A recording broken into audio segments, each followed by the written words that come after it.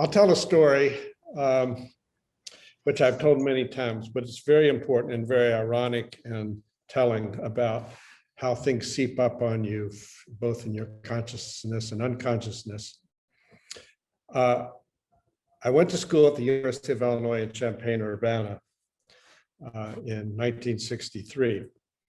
And that was a place where all my relatives went, my grandmother, my father, my mother, my uncles, and so on and so forth. And just my brother, it's just where we went. My father was from Central Illinois, from the town of Lincoln, right smack in the middle of the flat cornfield. And as a child, going back as a child, we had to go up there to visit an ailing grandmother quite frequently from Louisville, which was a good 5 to 6 hour drive in those days. And it may still be for that matter.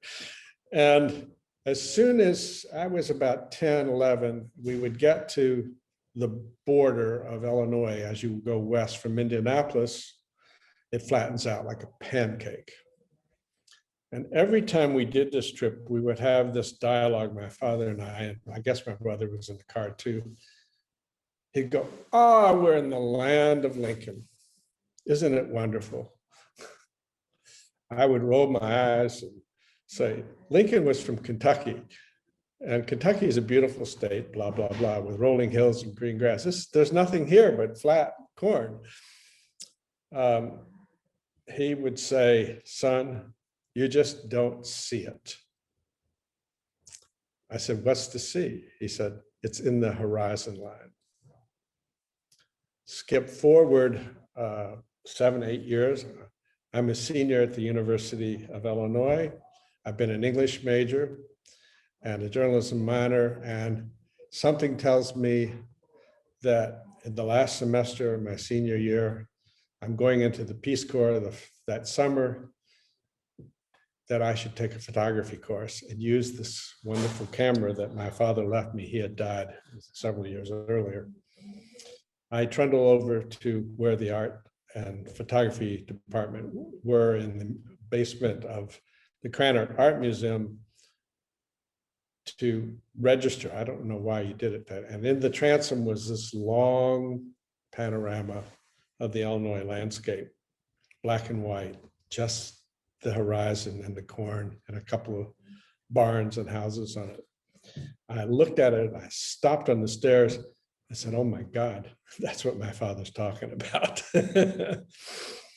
And that imprint is very important. And I'm sure every photographer, every artist has such tales. And the teacher turned out to be Art Sinzaba, who was a very famous photographer relatively to what fame was for photography in those days. And that was a piece from the Midwest Landscape series he did with text by Sherwood Anderson, published by Jonathan Williams. He was the teacher, and kind of the rest is history in terms of my switch from whatever I thought I might do or could do to where I was going. There was a lot of difficulty in between. I was in the Peace Corps, I was injured, I was married and going into the Peace Corps. First wife was killed in an accident in the Peace Corps. And then I came back, I had to terminate, and I knew I wanted to do something with photography, and I jumped into the graduate program at the University of Louisville, where I knew the dean. It was already October, they let me in. I had some clout. And they said, "Well, this is the graduate program in humanities. You can decide, you can sort of structure what you want." So I took design courses and history courses and other things like that, but American, kind of American studies kinds of things. And the head of the art department was Robert Doherty.